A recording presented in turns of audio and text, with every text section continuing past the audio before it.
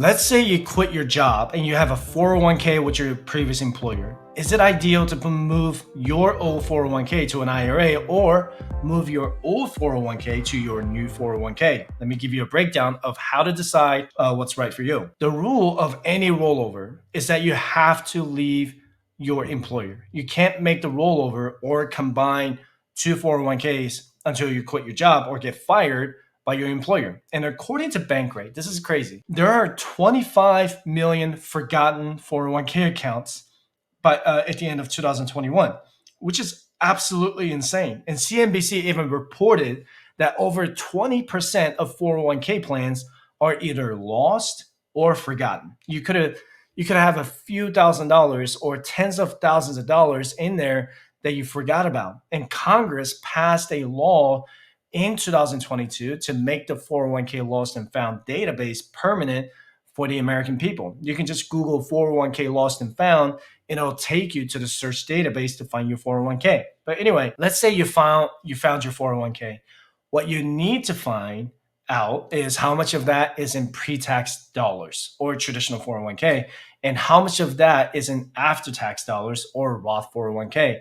Because traditional 401k is the one that you haven't paid taxes on. They could be your personal contribution or your employer match. So you'll need to either put the money in traditional IRA or traditional 401k for the direct rollover. This is not a taxable event because you're just moving traditional to traditional or pre-tax dollars to pre-tax dollars. If you're moving from one job to another, it's not a bad idea to just move your old 401k to a new 401k.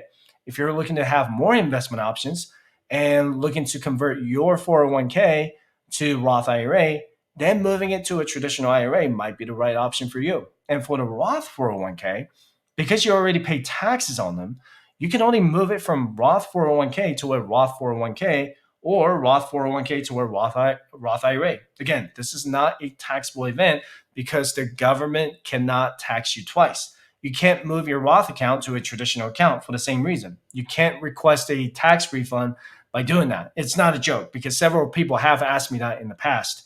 However, if you move money from a traditional 401k to a Roth 401k or a Roth IRA, then it becomes a taxable event or what's called a conversion. Anytime you make a conversion, you're going to owe federal income tax and state income tax if you live in a state that requires you to pay state income tax in that year that you make the conversion. And most people don't like doing this when their marginal tax rate is already at 22%, 24%, or higher, because let's say you make $10,000 conversion, okay, and you're already at the 24% marginal tax rate, you could owe 24% or 32% in income tax out of that $10,000 conversion. So you could end up paying $2,400 or $3,200 in taxes for that $10,000 conversion that you made. And most people would rather wait until they're in their retirement when their marginal tax rate is at 10% or 12%. Some people don't need to convert at all if they're already retired with a low income. Let me know in the comment section down below if you've done a Roth IRA conversion recently or did a rollover recently, okay? And here are the pros and cons of moving your old 401k to an IRA. The problem I had with my 401k was the high maintenance fees. The 401k plan used to charge me about $70 just in the annual maintenance fee and another 1.1% in expense ratio. So what that means is that for the $100,000 I had invested, the plan was charging me $1,100 a year just to own their select mutual funds. In my IRA, I could invest that money in an index fund with a 0.04% expense ratio, which would only cost about $80 a year. That's a huge difference when it comes to total annualized returns.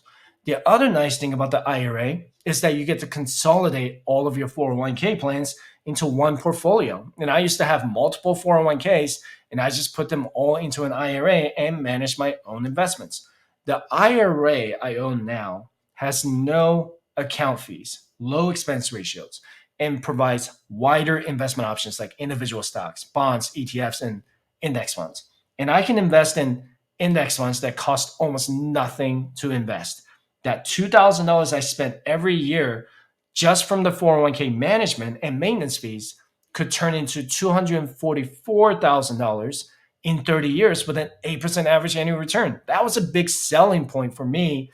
It's the cheap and low cost investment options. The downside of rolling it over to your from your 401k to an IRA is that if you work for a company that paid you compensation in company stocks, okay, you will most likely have to roll it over to a taxable brokerage account instead of an IRA. So make sure to talk to a tax consultant before you do that. And the other downside is you lose the rule of 55 if you no longer have the 401k. The rule of 55 is when you leave your job in or after the year you turn 55, you can actually withdraw from your 401k without the 10% penalty. If you're close to the early retirement age, you should map out your retirement plan and find out if it makes sense for you to roll over your 401k to an IRA. Because if you're close to 54, maybe almost at 55, you might not want to close out your 401k because then you're going to lose the rule of 55 if you close it out and move everything to the IRA. Okay. And if someone sues you and wins, the Federal Employment Retirement Income Security Act, that was a mouthful, prevents that person from accessing the funds in your 401k to settle their claims. The IRA, however, does not have the protection except for Arizona, Texas, and Washington at the time I'm recording this video. But there are some exceptions to the bankruptcy lawsuit, so make sure to read your state laws if you're in that type of situation. And if you're above the Roth IRA income limits and you're doing a backdoor Roth IRA, having a balance in your traditional IRA will trigger a pro rata rule or a pro rata conversion from traditional IRA to a Roth IRA. So if you're a high income earner making more than the Roth IRA contribution income limits, remember that having a balance in your traditional IRA could complicate the backdoor Roth IRA conversion process. You can also check out the backdoor Roth IRA video linked in the description below. And here's the pros and cons of moving your old 401k to a new 401k. It's much easier to manage one 401k instead of multiple 401ks. Consolidating your old 401k, your old accounts, means that you will just pay the fees for one 401k instead of multiple 401ks. You probably didn't want to have $50,000 here and $50,000 there, right? And if you're in a if you're a high income earner, you can avoid the pro rata rule with the backdoor Roth IRA I mentioned earlier. And you also get to withdraw your 401k at the age of 55 if you retire at 55. The rule of 55 only applies to the 401k and not the IRA. You don't get to withdraw from your IRA penalty free until you're 59 and a half. If you're planning to work until you're at least 55, the rule of 55 allows you to withdraw from your 401k penalty free. And it doesn't matter if you quit your job, got laid off, or get fired for any reason, because you're going to be entitled to the penalty free withdrawal from your 401k. But the downside of moving your old 401k to a new 401k is that you may have limited investment options. The plan administrator or your employer is responsible for the management of the plan. You probably only get to invest in a list of pre-selected investments by the plan administrator in the 401k. That was always the downside of having a 401k. And with the 401k, as I mentioned earlier, comes with a higher fee than an IRA. And most mutual funds are actively managed, which means they charge more in management expenses than index funds. And the other downside is that if your current employer doesn't offer the Roth option, you can only make the traditional to traditional rollover. You're going to have to move the old Roth 401k to your Roth IRA, or you can just leave your Roth 401k alone. It's up to you.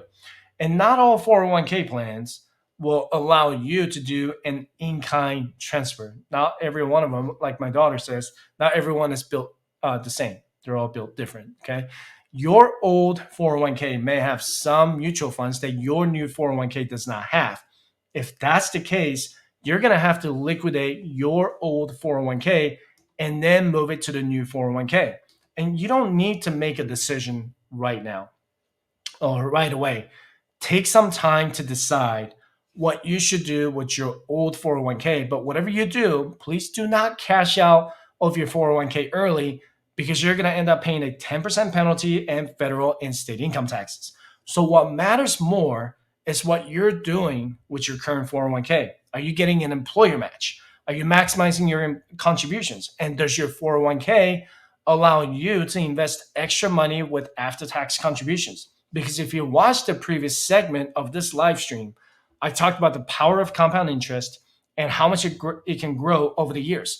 I am maxing out my retirement contributions every single year because I know how powerful these dollars will become in the next 10, 20, or 30 years.